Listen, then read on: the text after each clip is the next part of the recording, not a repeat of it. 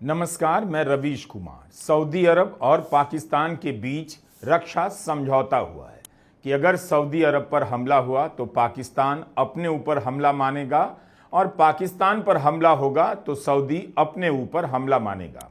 इस रक्षा समझौते को लेकर भारत में खूब बहस हो रही है कि उस पर क्या असर पड़ेगा।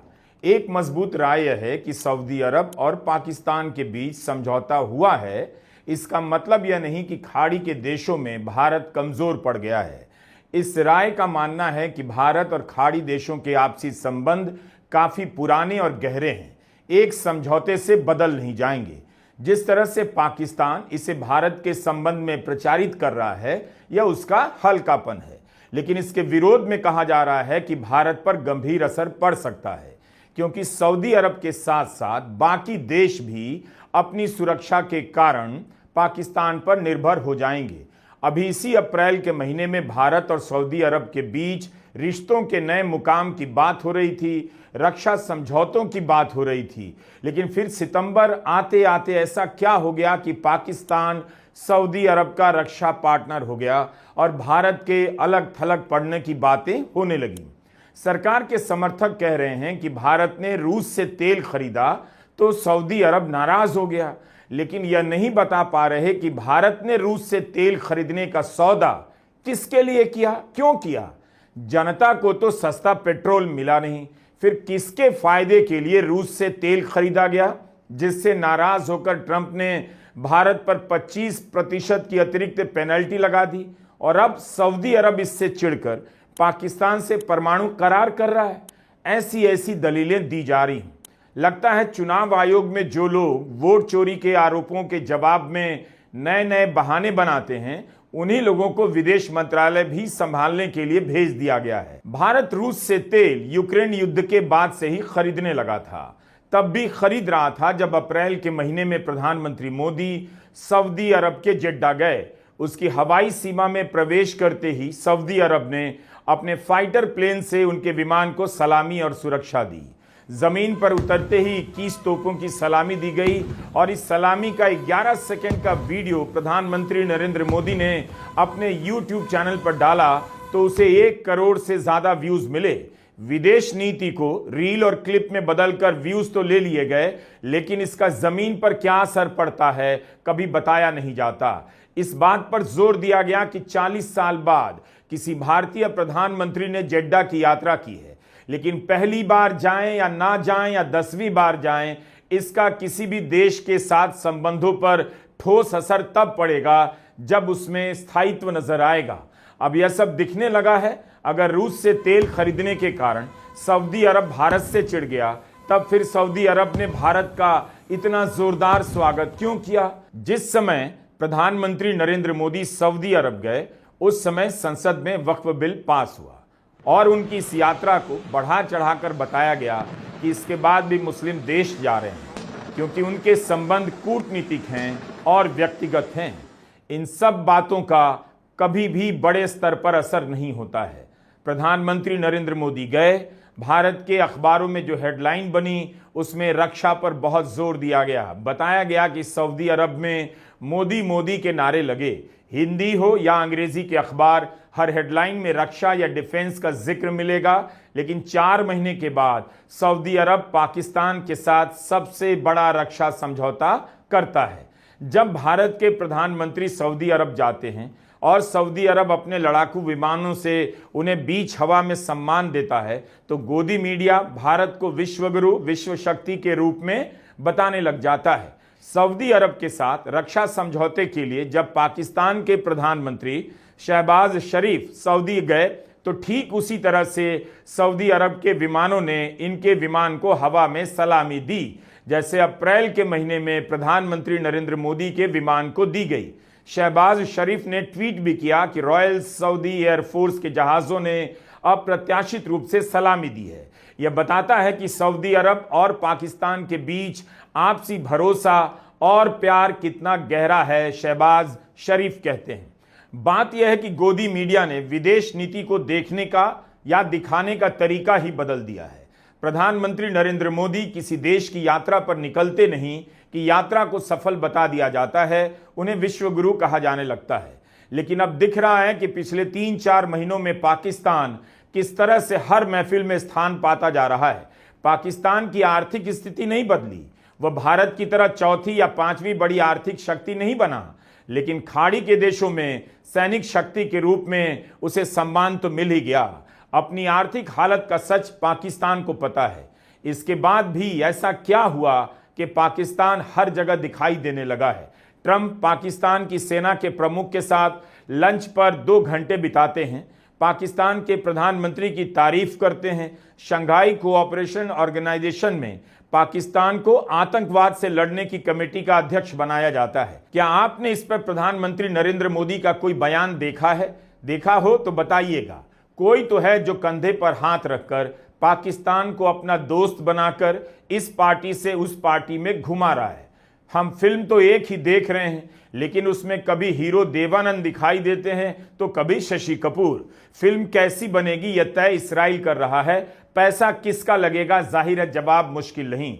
जिस दिन सऊदी अरब और पाकिस्तान के बीच रक्षा समझौता हुआ उस दिन अमेरिका के सेंट्रल कमांड के प्रमुख एडमिरल ब्रैड कूपर ने भी सऊदी के प्रिंस MBS से मुलाकात की थी।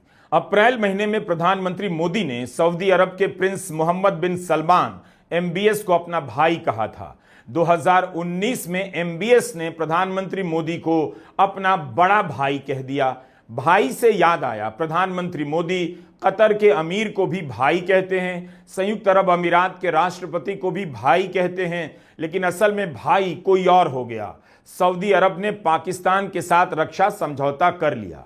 जो भी हुआ, क्यों हुआ और जो हुआ उसका भारत पर क्या असर पड़ेगा?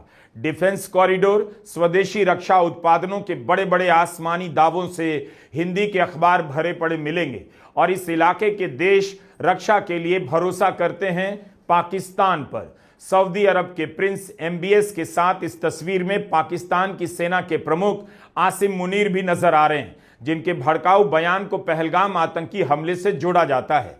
क्या भारत इस रक्षा समझौते के बाद पाकिस्तान की खुलकर निंदा कर पाएगा, उसे आतंकवाद का बढ़ावा देने वाला देश कहेगा? तो फिर सऊदी को कैसा लगेगा? क्या सऊदी अरब के सामने भारत कह पाएगा कि आपकी मदद से, आपके दिए हुए हथियारों और पैसों का इस्तेमाल पाकिस्तान आतंकवाद को बढ़ावा देने में कर रहा है? गल्फ कोऑपरेशन काउंसिल ने कहा है कि कतर पर अब कोई भी हमला होगा तो माना जाएगा पूरे सिस्टम पर हमला हुआ है। एक तरह से कतर पर हमले के कारण पूरे इलाके में पाकिस्तान एक अनिवार्य सहयोगी के रूप में स्थापित हो गया। कतर पर हमले के बाद क्या किसी को इस इलाके में भारत की सक्रिय भूमिका नजर आई है, इसके बारे में भी जानकारी दे देनी चाहिए। मूल बात है कि जन्मदिन पर बधाई देना, 21 तोपों की सलामी लेना, गले लग जाना और गले पड़ जाना, इन बातों से माहौल बन जाता है। कूटनीति के रिश्ते किसी और धरातल पर बदलते हैं और वह धरातल तेजी से बदल रही है। विदेश नीति के मामले अब कुर्सी पर आराम से बैठकर सोचने समझने वाले नहीं रहे। दुनिया इस रफ्तार से बदल रही है कि कब कौन किस बस में सवार हो जाता है पता नहीं चलता और लंदन जाने वाली बस पहुंच जाती है बरेली। भारत में इस रक्षा समझौते को भारत की नजर से देखा जा रहा है, लेकिन अंतर्राष्ट्रीय हेडलाइन पर भी नजर डालिए। CNN की हेडलाइन है, सऊदी और पाकिस्तान के बीच रक्षा समझौता, सुरक्षा की गारंटी को लेकर अरब देशों का अमेरिका पर भरोसा हुआ कमजोर। फाइनेंशियल टाइम्स ने तो खुलकर लिखा है, पेट्रोडॉलर और इस्लामिक बम एक साथ आए। बताया है कि कैसे सऊदी अरब और पाकिस्तान के बीच समझौता हुआ। वॉशिंगटन पोस्ट ने लिखा है, सऊदी अरब ने परमाणु शक्ति पाकिस्तान से रक्षा समझौता किया। वॉल स्ट्रीट जर्नल ने लिखा है, कतर पर हमले के बाद अमेरिका में भरोसा कमजोर, सऊदी अरब ने नई सुरक्षा गठजोड़ बनाई। हम ये नहीं कहते कि पश्चिम की मीडिया ने जो लिखा है उस पर कूद पड़िए, गले लगा लीजिए, लेकिन पता चलता है पश्चिम का मीडिया इस समझौते को कैसे देख रहा है। उनका जोर इस बात पर है कि अमेरिका को लेकर भरोसा कम हुआ है, इसलिए सऊदी अरब ने परमाणु शक्ति संपन्न देश पाकिस्तान के साथ समझौता किया। इसके जवाब में यह भी कहा जा रहा है कि इस्राइल और सऊदी अरब के बीच युद्ध तो हुआ नहीं, पाकिस्तान इस्राइल को आगे कर इस डील को बड़ा बना रहा है, अपना नंबर बढ़ा रहा है। लेकिन यह समझौता कतर पर इसराइल के हमले के बाद हुआ है, इसे आप अनदेखा नहीं कर सकते। इसराइल के हमले के बाद Bahrain, Kuwait, Oman, Qatar, Saudi अरब और संयुक्त अरब अमीरात ने दोहा में एक आपातकालीन सुरक्षा बैठक की, जिसके बाद घोषणा की गई कि एक साझा सुरक्षा तंत्र बनाएंगे। इस बैठक में पाकिस्तान भी शामिल था और उसकी ओर से एक अरब इस्लामिक टास्क फोर्स की स्थापना की मांग की गई। इस बैठक के मात्र एक हफ्ते के भीतर सऊदी अरब और पाकिस्तान ने अपने समझौते की घोषणा की है। ऐसा नहीं कह सकते कि भारत की प्राथमिकता बदल गई है, लेकिन जिस समय पाकिस्तान सऊदी अरब के साथ रक्षा समझौता कर रहा है, उसी समय भारत पाकिस्तान के साथ क्रिकेट मैच खेल रहा है। लेकिन क्यों खेल रहा है, इसके लिए कोई ढंग की दलील नहीं मिल पा रही। जिस पाकिस्तान से भारत बात नहीं करता, उसके साथ दुबई में मैच खेल रहा है, और जिस सऊदी अरब से भारत की दोस्ती अच्छी रही है, उसके साथ पाकिस्तान आपसी रक्षा समझौता करता है। इसलिए भारत के विदेश मंत्रालय की प्रतिक्रिया मुझे संतुलित नजर आई। संतुलित इसलिए क्योंकि इस बयान में कुछ भी नहीं है। इतना ही कहा गया है कि अध्ययन कर रहे हैं, तो हमें लगा इन्हें डिस्टर्ब नहीं करना चाहिए। इनका अध्ययन कब पूरा होगा यही जानते हैं। जिस दिन प्रधानमंत्री का जन्मदिन था और दुनिया के तमाम नेताओं से उनके लिए बधाई मंगवाई जा रही थी या खुद से चलकर आ रही थी, उसी दिन देर रात ये समझौता हुआ है। प्रधानमंत्री ग्लोबल नेताओं के गले लगते हैं, उस लिहाज से भी इस तस्वीर को देखिए और काफी कुछ समझिए।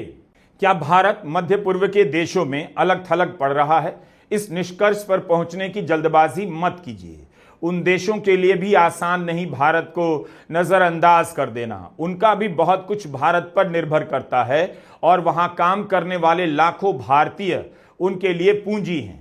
इसकी बात जरूर होनी चाहिए कि प्रधानमंत्री मोदी ने 11 साल के दौरान इस इलाके में जो निवेश किया, क्या उसका तरीका सही था या केवल गाजे बाजे के साथ तमाशा दिखाना था ताकि विदेश यात्रा का रील और क्लिप बनकर गांव में वायरल हो जाए। इन पुरस्कारों का कूटनीति में कोई रोल होता है या नहीं, इसकी जानकारी मुझे नहीं, लेकिन इसकी है कि पुरस्कार ग्रहण करने के बाद अलमारी में रखते ही भुला दिया जाता है। सऊदी अरब ने अपना सर्वोच्च पुरस्कार ऑर्डर ऑफ किंग अब्दुल अजीज अल सऊद प्रधानमंत्री मोदी को दिया। सऊदी अरब के अलावा बहरीन, कुवैत, संयुक्त अरब अमीरात, साइप्रस, इजिप्ट ने भी प्रधानमंत्री मोदी को पुरस्कृत किया है। बीजेपी के प्रवक्ता इस बात को बढ़ा चढ़ाकर पेश करते हैं कि दुनिया के कई देशों में प्रधानमंत्री मोदी को पुरस्कार दिया गया है। क्या यह किसी विदेश नीति की सफलता का पैमाना हो सकता है? पिछले कुछ वर्षों में भारत और सऊदी अरब के रिश्ते मजबूत हुए हैं। प्रधानमंत्री मोदी 3 बार सऊदी अरब का दौरा कर चुके हैं। ऐतिहासिक रूप से देखा जाए तो पाकिस्तान सऊदी अरब पर आर्थिक रूप से आश्रित रहा है। दोनों के बीच सुरक्षा उपकरणों और सैन्य सहायताओं का लेन देन रहा है, मगर यह पहली बार है कि पाकिस्तान ने सऊदी अरब के साथ व्यापक डील की है, जिसका असर दोनों देशों के बीच होने वाले व्यापार पर भी पड़ेगा। इस बात की पड़ताल जरूर की जानी चाहिए कि इसराइल के प्रति विशेष मोह के कारण प्रधानमंत्री मोदी ने इसराइल के अलावा क्या हासिल किया और क्या गंवा दिया। ईरान पर जब इसराइल ने हमला किया, तब याद दिलाना पड़ा कि ईरान ने भारत की मदद की है, लेकिन भारत ने केवल खाना पूर्ति की। दोहा पर हमले की भारत ने निंदा की है, लेकिन इससे खाड़ी के देशों में क्या भरोसा बना? क्या इन सब कारणों से अब खाड़ी के देश भारत को उसी संदेह की नजर से देखते हैं जिस संदेह की नजर से शायद अमेरिका को देखने लगे हैं? पाकिस्तान ने इसराइल के खिलाफ बार बार अपना पक्ष साफ किया है, खुलकर स्टैंड लिया है, लेकिन वह आगे क्या करेगा इस पर निर्भर करेगा कि अमेरिका उसे क्या करने देता है। अमेरिका कभी भी इसराइल को कमजोर होने नहीं देगा। वह इसराइल के हर अपराध के बाद भी उसी का साथ देगा। खाड़ी के देशों को यह बात पहले से पता है, आगे भी मालूम रहनी चाहिए। गजा को लेकर खाड़ी के देशों ने खाना पूर्ति की, उन्होंने कोई दबाव नहीं बनाया, दुनिया जानती है। लेकिन जैसे ही इसराइल ने कतर पर हमला किया, उनके भीतर डर पैदा हो गया कि इसराइल और भी बड़े कदम उठा सकता है और अमेरिका मदद नहीं करेगा। कतर पर इसराइल के हमले ने खाड़ी के देशों की आपसी राजनीति भी बदल दी है। दोहा के हमले के बाद हुई आपातकालीन बैठक को लेकर यह कहा गया कि इसमें केवल निंदा की गई, बयान जारी हुए। इसराइल के खिलाफ कोई ठोस कदम नहीं उठाया गया। फिर भी खाड़ी के देशों के सहयोग की तुलना नेटो से की जाने लगी है। पाकिस्तान के पास परमाणु शक्ति होने से इस्राइल को कुछ भी फर्क नहीं पड़ता है। क्या पाकिस्तान इस्राइल का मुकाबला कर लेगा? अभी हंसने का समय नहीं। सऊदी अरब को भी पता है इस्राइल जब हमला करेगा दुनिया सऊदी अरब या पाकिस्तान के साथ खड़ी नहीं होगी। आप इसे ऐसे भी देख सकते हैं, ऑपरेशन सिंदूर के समय चीन पाकिस्तान की मदद करता है। चीन सऊदी अरब से तेल का सबसे बड़ा खरीदार है और सऊदी का पाकिस्तान के साथ रक्षा समझौता है। भारत की जिन दो मुल्कों के साथ दुश्मनी है उसके साथ सऊदी अरब की दोस्ती अच्छी चल रही है। पत्रकार सुशांत सिंह ने लिखा है कि पिछले 11 वर्षों में भारत सरकार की पाकिस्तान को अलग थलग करने की नीति 2025 में कमजोर पड़ती दिखाई दे रही है। पहले उसे चीन का सहयोग मिला, फिर अमेरिका से उसके रिश्तों में सुधार देखा गया, अब सऊदी अरब के साथ रक्षा सौदा साइन कर लिया है। यह भारत के लिए अच्छी खबर नहीं हो सकती। पाकिस्तान पर हमला होगा तो सऊदी अरब अपने ऊपर मानेगा और सऊदी अरब पर हमला होगा तो पाकिस्तान अपने ऊपर मानेगा और एक दूसरे की रक्षा दोनों देश करेंगे। इससे क्या होगा कि जब भी भारत और पाकिस्तान के बीच टकराव होगा, दोनों देशों के बीच एक और देश आ जाएगा। भारत को पाकिस्तान के साथ साथ सऊदी अरब से भी डील करनी पड़ेगी। एक तर्क यह भी दिया जा रहा है कि पाकिस्तान की सेना यमन की सीमा पर तैनात की जाएगी, लेकिन ऐसा कहने वाले यह दिखाना नहीं चाहते कि समझौता केवल यमन की सीमा को लेकर नहीं हुआ है। पहलगाम हमले के वक्त सऊदी अरब ने आतंकी हमले और हिंसा की निंदा की थी, भारत के साथ सहानुभूति जताई, लेकिन पाकिस्तान का नाम लेकर कुछ भी नहीं कहा। इतनी अच्छी दोस्ती थी तो मई के महीने में भारत सरकार अपने सांसदों के दल को सऊदी अरब क्यों भेजती है? क्या सऊदी अरब को नहीं पता कि भारत क्या है, पाकिस्तान क्या है? इन सांसदों के वहां जाने से क्या मिल गया? इस रक्षा समझौते को लेकर एक दलील यह भी दी जा रही है कि सऊदी अरब और पाकिस्तान इसलिए नजदीक आए हैं क्योंकि ईरान सऊदी के लिए खतरा है। इस्राइल ने जब ईरान पर हमला किया तब एक वीडियो वायरल हुआ था। इसमें ईरान के एक सैनिक अधिकारी कह रहे थे कि अगर इस्राइल ईरान पर परमाणु हमला करेगा तो पाकिस्तान भी इस्राइल पर परमाणु हमला कर देगा। इस वीडियो के वायरल होने पर पाकिस्तान के विदेश मंत्री इसहाक डार का बयान आया और कहा कि वीडियो में जो दावा किया जा रहा है वह भ्रामक है। पाकिस्तान ने कभी ऐसा नहीं कहा। हमारी घोषित नीति है कि परमाणु हथियार आत्मरक्षा के लिए हैं, इस इलाके में शांति कायम करने के लिए। तो क्या पाकिस्तान अपना न्यूक्लियर डॉक्ट्रिन बदल रहा है? मई के महीने में जब ट्रंप सऊदी अरब गए थे तब यह चर्चा चली कि सऊदी अरब अमेरिका के साथ सुरक्षा समझौता करना चाहता है। 2024 में भी दोनों देशों के बीच सुरक्षा और व्यापार समझौता होने वाला था, मगर किन्हीं कारणों से नहीं हुआ। परमाणु सुरक्षा की गारंटी पाकिस्तान किसी और देश को कैसे दे सकता है? और परमाणु हथियार के कारण ईरान पर प्रतिबंध लगाने वाला अमेरिका चुप कैसे रह सकता है? ट्रंप ने सोशल मीडिया प्लेटफॉर्म ट्रुथ पर प्रधानमंत्री मोदी को अपना दोस्त लिखा। लिखने के थोड़े समय में जवाब आ गया। लगा जैसे प्रधानमंत्री मोदी इंतजार में बैठे हों कि विश आ जाए तो झट से लाइक मार दें। लेकिन अमेरिका ने भारत के खिलाफ फिर से एक्शन ले लिया है। ईरान के चाबहार बंदरगाह से ऑपरेट करने पर प्रतिबंध लगा दिया। ईरान पर जब परमाणु हथियार के कारण प्रतिबंध लगाया गया तब अमेरिका ने भारत को रियायत दे दी। 2018 से ही भारत ने यहां पर बड़े पैमाने पर निवेश किया, मगर अब नहीं कर पाएगा। पिछले ही साल मोदी सरकार ने 10 साल की लीज पर हस्ताक्षर किए। रूस से तेल खरीदने पर भारत पर 25% पेनाल्टी लग गई, तब भी भारत ने तेल खरीदना बंद नहीं किया। क्या प्रतिबंध के कारण चाबहार से ऑपरेशन बंद होगा? उधर चीन पाकिस्तान के ग्वादर में बंदरगाह बना रहा है। इसी के मुकाबले के लिए भारत ने चाबहार का रास्ता निकाला ताकि पाकिस्तान के बगैर उसकी पहुंच मध्य एशिया और अफगानिस्तान तक हो जाए। चीन के करीब होने के बाद भी पाकिस्तान को इनाम मिल रहा है। यही नहीं, अमेरिका ने ड्रग्स की तस्करी करने वाले देशों की सूची में भी भारत का नाम डाल दिया है। सऊदी अरब और पाकिस्तान के बीच रक्षा करार को लेकर भारत खारिज करता रहेगा, जैसे गलवान में चीन के अतिक्रमण को खारिज करता रहा, जैसे ट्रंप के टैरिफ को लेकर खारिज करता रहा। भारत की कूटनीति का गजब दौर है। फेल हो जाने पर भी टॉपर होने की घोषणा कर दी जाती है। भारत के पड़ोसी देशों के साथ रिश्तों पर व्यापक बहस की जरूरत है, लेकिन मोदी सरकार और गोदी मीडिया को भरोसा है कि उन्होंने हिंदी की गरीब जनता के बीच विदेश नीति का मतलब वीडियो नीति बना दिया है। जनता को केवल वीडियो चाहिए और वीडियो की सप्लाई हो जाती है। जहाज की सीढ़ियों पर चढ़ते हुए उतरते हुए लोगों के स्वागत के वीडियो, उन्हें देखते ही देवता की तरह याद करने वाले भावुक लोगों के वीडियो, रोते हुए हंसते हुए, इस तरह के वीडियो को ही हिंदी के गांव कस्बों में विदेश नीति के रूप में बेचा गया।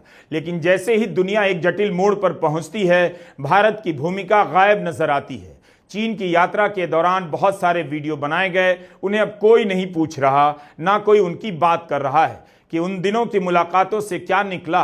प्रधानमंत्री मोदी लगता है खुद ही निकल आए हैं, अब ट्रंप के साथ मिलने और वीडियो बनाने के इंतजार में। देश बदल चुका है, लोकतंत्र की संस्थाएं इतनी कमजोर कर दी गई हैं कि गोदी सेठों की मौज हो गई है। अगर अब भी आपने गंभीरता से चीजों को नहीं लिया, राजनीति और कूटनीति को क्लिप और रील समझ लिया, तो आने वाला समय अच्छा नहीं होगा। बाकी व्हाट्सएप अंकिल इन दिनों क्या कर रहे हैं, बहुत दिनों से उनकी कोई खबर नहीं आई। नमस्कार, मैं रवीश कुमार।